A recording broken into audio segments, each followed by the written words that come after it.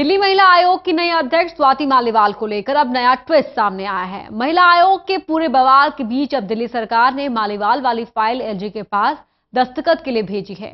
Deputy CM Manish Sisodia ने इसकी जानकारी देने के साथ एक बार फिर मोदी सरकार पर निशाना साधा।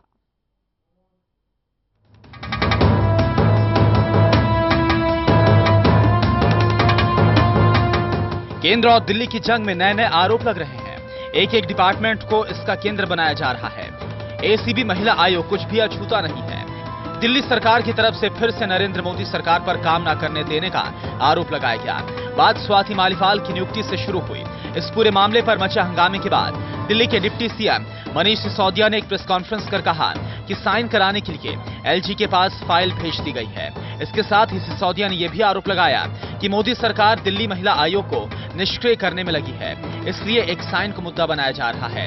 इसी कारण से दिल्ली सरकार ने अब दिल्ली महिला आयोग की अध्यक्ष की नियुक्ति के लिए फाइल एलजी के पास भेज दी है। पार्लियामेंट ने ट्रांजैक्शन ऑफ बिजनेस रूल पास किए हुए हैं और देश की संसद ने लिखा हुआ है कि लेफ्टिनेंट गवर्नर कौन है और दिल्ली सरकार कौन है। उसमें पास करके लिखा हुआ है ट्रांजैक्शन ऑफ बिजनेस रूल्स में। आप लोग दिल्ली सरकार की परिभाषा देखिए, वो पार्लियामेंट से पास होकर हुए। देखिए, दिल्ली में अभी तक जिस तरह से सिस्टम चलता आया वो बहुत सेंट्रलाइज सिस्टम करने की कोशिश की गई। मैं तो अपने मंत्रालय की बहुत सारी फाइलें अफसरों को कहता हूं कि मेरे तक लाने की जरूरत नहीं, आप नीचे निपटाइए।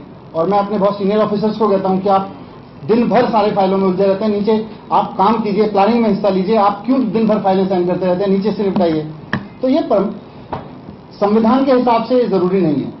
संविधान में कहीं नहीं लिखा हुआ कि ये फाइल वहां जानी चाहिए, पर हमारे लिए, जैसा मैंने कहा, दिल्ली की सुरक्षा, दिल्ली में महिलाओं की सुरक्षा का मुद्दा, दिल्ली में महिलाओं के मुद्दे पे काम करना, डीसीडब्ल्यू उस पे काम करे, ये महत्वपूर्ण है। इसलिए हमने कहा ठीक है, भेज देते हैं, इसमें हमें कोई दिक्कत नहीं। मनीष सिसोदिया यहीं पर नहीं रुके। पीएम मोदी पर निशाना साधते हुए कहा कि दिल्ली की जनता ने मोदी को हराया है, वो उसी का बदला ले रहे हैं। सिसोदिया ने फिर दोहराया कि एसडीएम ने डीडीए के 2 कर्मचारियों को रिश्वत लेते हुए रंगे हाथों पकड़ा, लेकिन ना पुलिस ने ना ही एसीबी ने मामला दर्ज किया। सिसोदिया ने आरोप लगाया कि मोदी सरकार एसीबी का बंटाधार करने पर तुली है। दिल्ली में अगर कोई भ्रष्टाचार करे और दिल्ली सरकार उसको पकड़े, भ्रष्टाचार करने वाले को, रिश्वत लेने वाले को पकड़े, तो जाएगा कहां? उसको कहां लेके जाएंगे? उसको अरेस्ट कहां से करेंगे? क्योंकि पुलिस मना करती है, एसीबी मना करती है, उसके बाद में अब ये विजिलेंस पुलिस मना करती है, और एक एसडीएम ने मजाक बात नहीं होती है किसी रिश्वत लेते हुए आदमी को रंगे हाथों उसके दफ्तर में जाके पकड़ना।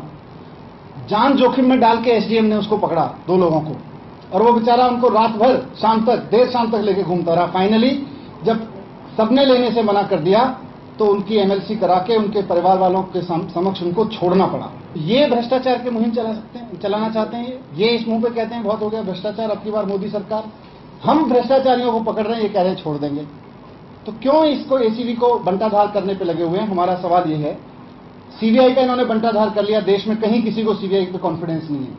इनके मोदी जी के पास में एनफोर्समेंट डायरेक्टरेट है, उसका इन्होंने बंटाधार कर रखा है। पूरा करप्शन हो रहा है जगह जगह, वहां कुछ नहीं कर पा रहे, बोले एसीबी को कंट्रोल करेंगे। आप सरकार और मोदी सरकार के बीच जुबानी जंग एसीबी, डीडीए और महिला आयोग के जरिए लड़ी जा रही है। आपका फिर आरोप कि मोदी सरकार काम करने नहीं दे रही, दिल्ली के कामों के बीच रोड़ा अटकाने का काम कर रही है। तालमेल की कमी का खामियाजा फिर दिल्ली को ही भुगतना पड़ रहा है। Delhi desk, total news. Delhi महिला आयोग के दफ्तर से स्वाति मालीवाल की नेम प्लेट हटा ली गई। स्वाति मालीवाल का नाम महिला आयोग के अध्यक्ष के तौर पर अब वहां लगा नहीं है। साथ ही पूरे बवाल के बीच उनके दफ्तर पर ताला भी जड़ दिया गया। जायजा लिया हमारे सहयोगी ललित नारायण कांडपाल ने। दिल्ली महिला आयोग में अध्यक्ष पद की नियुक्ति को लेकर एक बार फिर दिल्ली सरकार और एलजी आमने सामने हैं। कल ये खबरें निकलकर सामने आई थी कि आज उनके ऑफिस में ताला लगा दिया जाएगा, लेकिन आज यहाँ पर जो स्थिति अभी दिखाई दे रही है इस अध्यक्ष पद के दफ्तर में, यहाँ पर मैं आपको दिखाना चाहूँगा। ये अध्यक्ष पद का जो दफ्तर है, सामने अध्यक्ष का कमरा है, और ये जो कमरा है यहाँ पर बताया जा रहा है कि यहाँ पर नेम प्लेट लगी थी। जो लोग हैं उनका कहना है कि यहाँ पर नेम प्लेट लगी थी, लेकिन अब उसको हटा लिया गया है। यहाँ पर भी एक नेम प्लेट लगी थी, जो कि सूत्रों के हवाले से खबर मिल रही है, लोग जो बता रहे हैं कि यहाँ पर भी एक नेम प्लेट लगी थी। अभी ये कमरा फिलहाल बंद है, लेकिन इसे बताया ये जा रहा है कि ऐसा रूटीन में ही होता है अक्सर, जब अध्यक्षा के आने की इन्फॉर्मेशन होती है तो उससे पहले 10 से 15 मिनट पहले इसे खोल दिया जाता है, लेकिन सामान्य तौर पर कई बार ये बंद भी रहता है। नेम प्लेट का जो मामला है उसमें ये बताया जा रहा है कि नेम प्लेट्स उनकी कल तक लगी थी, सोमवार को उन्होंने पद लिया था, उसके बाद यहाँ पर जो नेम प्लेट लगी हुई थी, लेकिन अब उनको भी हटा लिया गया है। तो कुल मिलाकर जो विवाद है, विवाद लगातार गहराता चला जा रहा है। कल स्वाति मालीवाल ये कह रही थी कि उनको एलजी दफ्तर ने फ़ोन किया था, लेकिन आज ये बात कही जा रही है कि उनको अपने दफ्तर से ये जानकारी मिली थी कि कल उनके दफ्तर पर ताला लगा दिया जाएगा। बहरहाल जो कुछ भी हो, लेकिन अभी तक की स्थिति मौजूदा ये है कि स्वाति मालीवाल के दफ्तर से उनकी नेम प्लेट हटा ली गई है और उनका कमरा अभी फिलहाल बंद है। कैमरा पर्सन कपिल के साथ Lalit Narayan Kandpal, total news, Delhi. Serial rapist और मर्डर का आरोपी रविंदर ने कोर्ट से जेल में अलग सेल की मांग की है। उसने जेल के दूसरे कैदियों से खुद को खतरा बताया है। रविंदर पर आज कोर्ट में पेशी के दौरान हमला किया गया, जहां से उसे कोर्ट ने 14 दिनों की न्यायिक हिरासत में जेल भेज दिया है।